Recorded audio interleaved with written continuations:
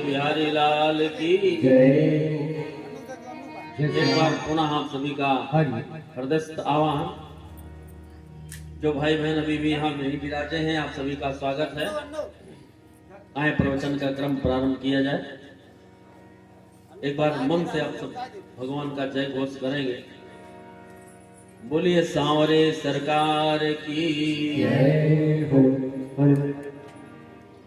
कल की पावन परिचर्चा के अंतर्गत आप सभी ने श्रवण किया, श्री नारद जी महाराज कलयुग के विभिन्न दोषों को देखते हुए इधर उधर भटक रहे थे, लेकिन सब जगह निराशा ही हाथ आई। घूमते घूमते बद्रिकाश्रम में पहुंच गए हैं और संतों से मुलाकात होती है। सनकादिक ऋषियों से अपने भाइयों से मुलाकात होती है, सनकादिक ऋषियों से, और उनको सारा वृत्तांत सुनाते हुए निवेदन करते हैं कि हे महाराज, इस तरह से कलयुग के विभिन्न दोषों को देखते हुए पर्यटन करते हुए जब मैं यमुना जी के तट पर वृंदावन में पहुंचा, एवं पश्यन् कलैर्दोषान् पर्यटन् नवनीमहम् यामुनं तटमापन्नो यत्र लीला हरेरभूत्। श्री नारद जी महाराज सनकादिक ऋषियों से निवेदन करते हैं, संतों, इस तरह से मृत्यु लोक में यह सब देखकर मेरा चित्त एकदम अशांत हो गया और मैंने सोचा कि अब कहाँ जाया जाए भाई। तो मुझे तुरंत श्री धाम वृंदावन का स्मरण हो आया। मेरे प्रभु की उस दिव्य प्राकट्य भूमि के यमुना पुलिन पर मेरे चित्त को अवश्य ही विश्राम मिलेगा। ऐसी सुंदर भावना कामना से महाराज मैं सीधा यमुना जी के तट पर वृंदावन धाम में पहुंच गया। लेकिन हे भैया वहां पहुंचने के बाद मैंने एक आश्चर्य देखा। तत्राश्चर्यम मया दृष्टम, मैंने एक आश्चर्य देखा। कौन सा आश्चर्य, वो मैं आपको सुना रहा हूं। संत कहते हैं तत्राश्चर्यम मया दृष्टम श्रूयताम तन्मुनीश्वरा एकातो तरुणी तत्र नृषन्ना खिन्न मानसा। यमुना जी के तट पर मैंने देखा कि एक युवती खिन्न मना वहां बैठी हुई। कैसी बैठी है, रोते हुए उदास मन से, खिन्न मन से वो वहां पे बैठी हुई है। मैंने दूर से उस महिला को, युवती को रोते हुए देखा तो मन में उत्कंठा हुई कि मैं जान पाता कि उसके दुख का कारण क्या है। मैं थोड़ी दूर गया, लेकिन मन में विचार आया जहां सिर्फ माताओं बहनों का समूह हो वहां पुरुषों को बिना बुलाए नहीं जाना चाहिए। तो मैं उनके नजदीक नहीं गया महाराज।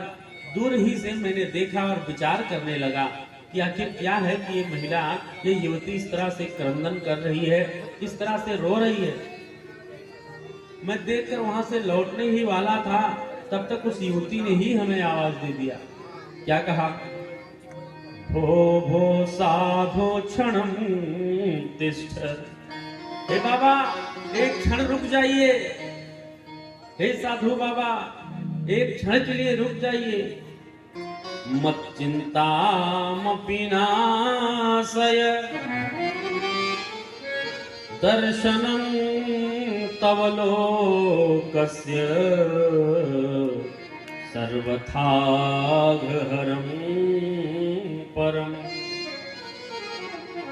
एक क्षण रुक जाइए महाराज, मेरी भी चिंता का नाश करते जाइए, क्योंकि आप जिसको मिलते हैं उन सबके चिंताओं को दूर कर दिया करते हैं। ये आपकी महानता, आपकी विशेषता है प्रभु। तो मेरी भी चिंता का निवारण, निराकरण करते जाइए। आपके दर्शन से ही सर्वथा हरम परम, आपको, आपके दर्शन मात्र से ही पाप नष्ट हो जाया करते हैं महाराज। नारद जी रुक गए और उसके नजदीक गए।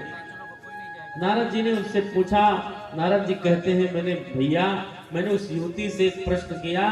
क्या कहा, कासित्वं के विमोचे मां। हे देवी आप कौन हैं? नार्याः का पद्मलोचना वदते विसविस्तारम् स्वस्य दुःखस्य कारणम्। कासित्वं, हे देवी आप कौन हैं? भैया उस युवती के पास दो बूढ़े बाबा भी लेटे हुए थे और तमाम और महिलाएं आसपास उसके बैठी हुई थी जो उसको सांत्वना दिला रही थी, समझा रही थी। नारद जी ने पूछा कि देवी आप कौन है? कासित्वं के विमोचे माम। ये दोनों बूढ़े बाबा लोग जो बेहोश पड़े हैं ये कौन है? नार्या काह पद्मलोचना, और जो आपके साथ ही महिलाओं का समूह है ये महिलाएं कौन है? देवी ने, उस युवती ने भगवान नारद जी महाराज से निवेदन किया है, बाबा अहम भक्ति विख्यात, मैं भक्ति नाम से विख्यात हूँ, मेरा नाम भक्ति है। क्या है? भक्ति। और ये जो बूढ़े बूढ़े बाबा दोनों लेटे हुए हैं ना, ये कौन है? बोले इमो में तनयो मतो, ये दोनों मेरे पुत्र हैं। ज्ञान वैराग्य नामानो काल योगे जरो। महाराज ये जो दो बूढ़े बाबा आप देख रहे हैं ये दोनों मेरे पुत्र हैं। इनका नाम ज्ञान और वैराग्य है, जो समय के प्रभाव से, काल योग से, समय के प्रभाव से बूढ़े हो गए हैं महाराज। और ये जो महिलाएं बैठी हुई हैं ना, गंगाद्याः सरितश्चेमा मत्सेवार्थं समागता तथापि न च मे श्रेय सेविताया सुरैः रपी। हे महाराज, और ये जो महिलाएं बैठी हैं, ये गंगा आज पवित्र नदियां हैं जो मेरे सेवा के लिए यहाँ उपस्थित हुई। नारद बाबा को बड़ा आश्चर्य हुआ, माता युवती और बालक बूढ़े, ये कैसे हो सकता है? माता तो अभी युवती दिख रही है, किशोरावस्था की दिख रही है, 16 से 20 वर्ष के बीच की आयु उसकी प्रतीत हो रही है, और उसके पुत्र 90 वर्ष के बूढ़े दिख रहे हैं, दाढ़ी बाल सफेद और एकदम बेहोश, इतने जर्जर हो गए हैं कि उठ के बैठ नहीं पा रहे हैं, चेतना नहीं आ रही है, अचेतन अवस्था में पड़े हुए हैं। ऐसा कैसे हो सकता है भला? देवी, आप ऐसा आपके साथ क्या हुआ है? आपके बच्चे बूढ़े क्यों हो गए असमय ही, यद्यपि आप युवती हैं? बहनों भाइयों, भक्ति माता ने कहा, हे नारद बाबा, मैं भी पहले बूढ़ी ही हो गई थी। उत्पन्ना द्रविड़े सा, द्रविड़ देश में मेरा जन्म हुआ। वृद्धिम कर्नाटके गता, कर्नाटक में मैं बड़ी हुई। काचित कंचिन महाराष्ट्रे गुर्जरे जीर्णताम गता, महाराष्ट्र में यदा कदा मेरी सेवा हुई, मैं कुछ स्वस्थ रही, लेकिन गुजरात पहुंचते पहुंचते मैं बूढ़ी हो गई, मैं भी जर्जर हो गई। तत्र घोर कलैर योगात पाखंडई है खंडितांड का, इस कलयुग के घोर पाखंड अधर्म के कारण, अभक्ति के कारण मेरी ये दुर्दशा हो गई महाराज। दुर्बला हम चिरम यात्रा याता पुत्राभ्याम सहमंदताम, इस तरह मैं दुर्बल होती चली गई। लेकिन हे महाराज, जब मैं वृंदावन पहुंची तो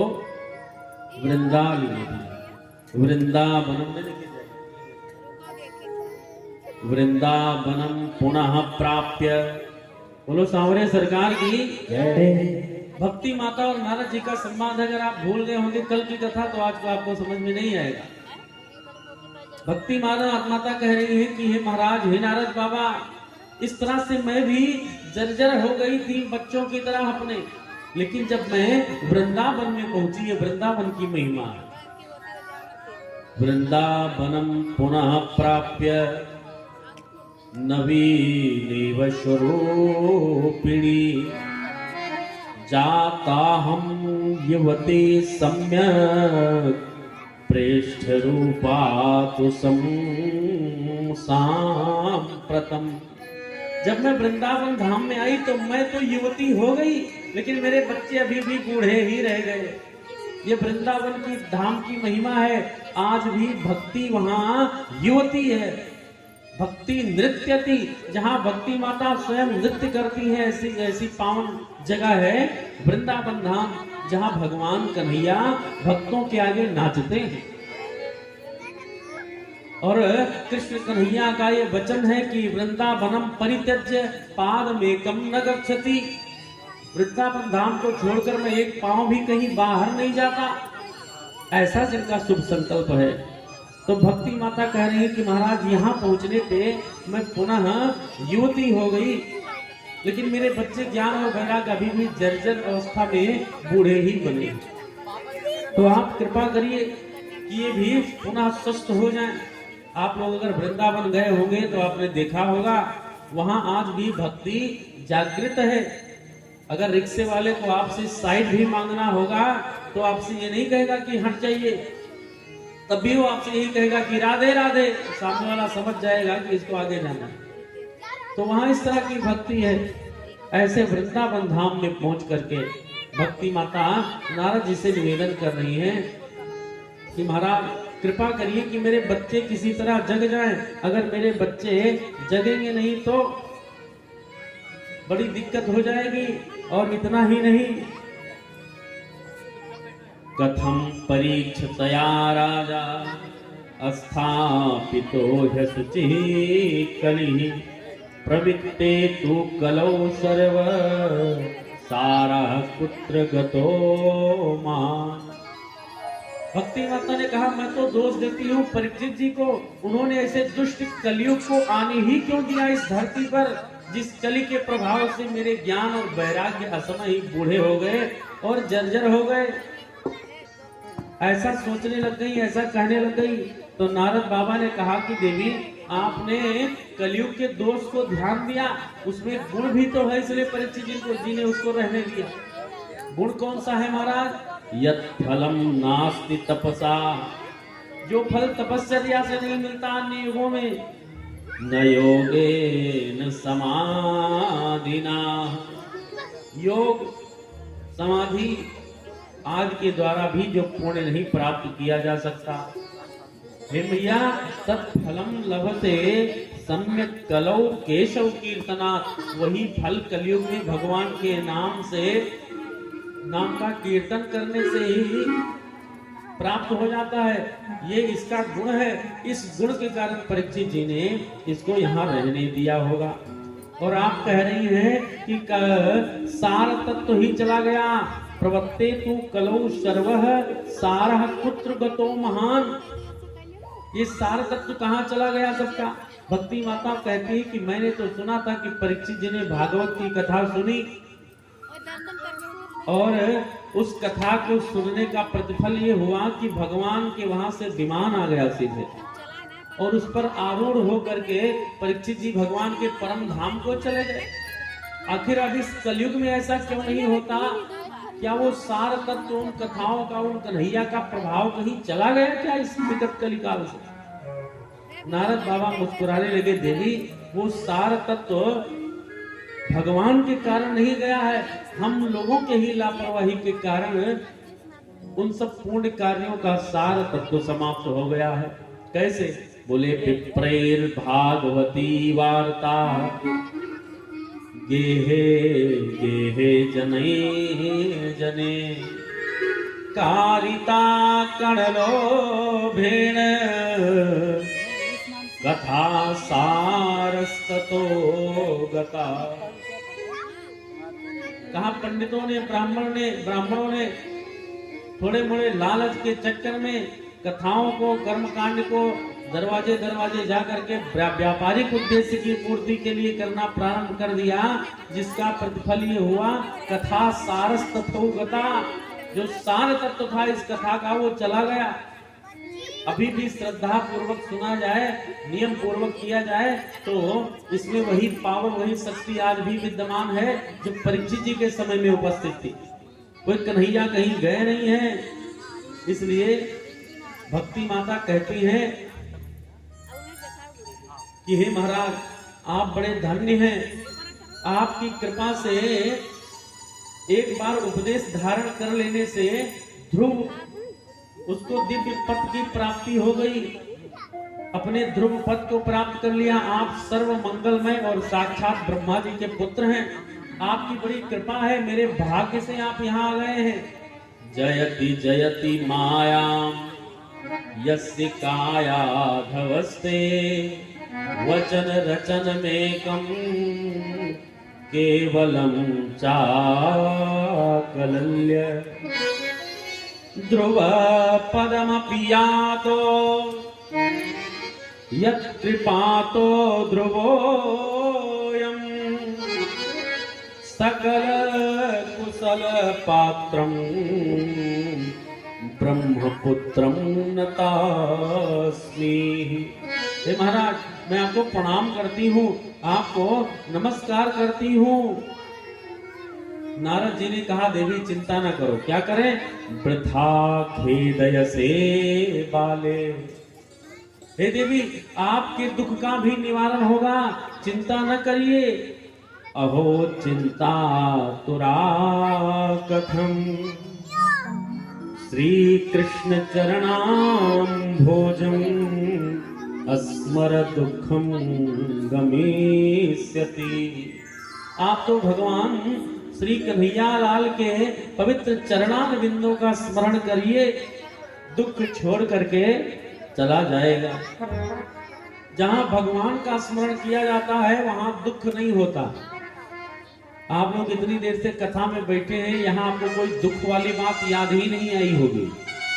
किसी को अपने डॉक्टर का अपॉइंटमेंट, मुकदमे की तारीख या अन्य कोई दुख वाली बात जब तक आप कथा में बैठे रहेंगे नहीं याद आएगी। अब हमने कहा है तो हो सकता है याद आ गई हो, लेकिन ऐसे अनायास आपको कोई दुख की बात यहाँ याद ही नहीं आ सकती।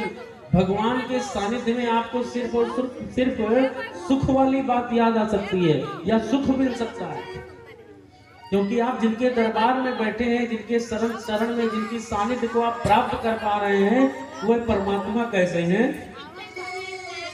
संत उनके बारे में कहते हैं कि जो आनंद सिंधु सुख राशि, जो आनंद सिंधु सुख राशि, जो आनंद सिंधु सुख राशि, जो आनंद सिंधु सुख राशि, जो आनंद सिंधु सुख राशि, जो आनंद सिंधु सुख राशि, करते त्रैलोक सुपासी, करते त्रैलोक सुपासी, करते त्रैलोक सुपासी, करते त्रैलोक सुपासी, सो सुख धाम राम असनामा, सो सुख धाम राम असनामा, सो सुख धाम राम असनामा, सो सुख धाम राम असनामा, अखिल लोक दायक विश्रामा, अखिल लोक दायक विश्रामा,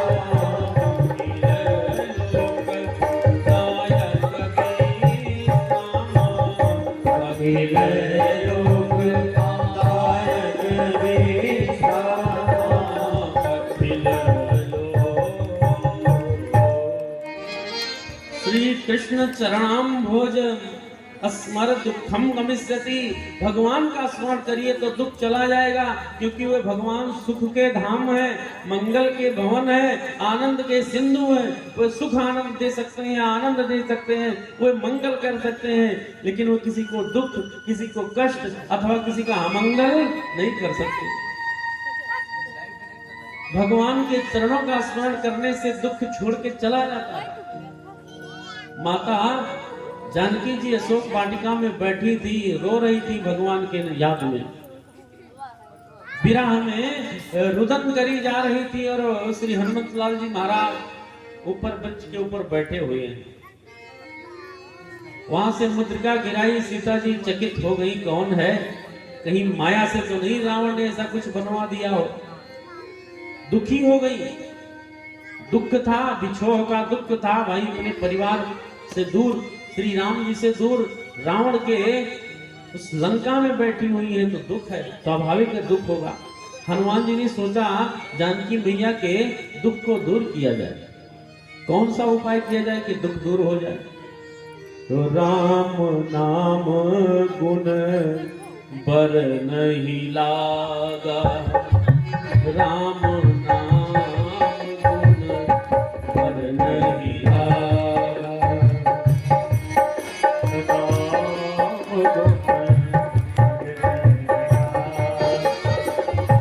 राम नाम गुण बर नहीं लागा, राम नाम गुण बर नहीं लागा, सुनत ही सीता कर दुख भागा, सुनत ही सीता कर दुख भागा, सुनत ही सीता कर दुख भागा, सुनत ही सीता कर दुख भागा। सीता जी का दुख दूर हो गया, राम जी के नाम का उच्चारण किया गया, उनका गुण का वर्णन हुआ तो दुख चला गया। नारद जी भी बता रहे हैं क्या करिए, दुख आया है तो दूर करने के लिए श्री कृष्ण चरणाम भोजम स्मर, उन चरणों का स्मरण करिए तो दुखम गमिष्यति, दुख चला जाएगा, भाग जाएगा। रोहित बाबू की तरफ से श्रद्धा, भगवान मंगल करे, दुख ही चला जाएगा। जहां चिंता हो जाए वहां भगवान का चिंतन प्रारंभ कर दीजिए तो चिंता दूर हो जाएगी। सुंदर उपदेश नारद जी दे रहे हैं और सांत्वना भी। कहा देवी हे भक्ति मैया आप चिंता न करें, द्रौपदी च परित्राता, याद करिए द्वापर युग में माता द्रौपदी जब कौरवों के बीच में असुरक्षित अनुभव कर रही थी, दुष्ट दुशासन माता जी के पवित्र वस्त्र को खींचे जा रहा था, किसी ने मदद के लिए कोई आगे नहीं आया। एन कौरव कश्मला पालिता गोप सुंदर्यः सा कृष्णः क्वापिनो गता। हे मैया, वे कन्हैया जिन्होंने देवकी मैया द्रौपदी मैया की रक्षा करी उन कौरवों के बीच से, वे कन्हैया कहीं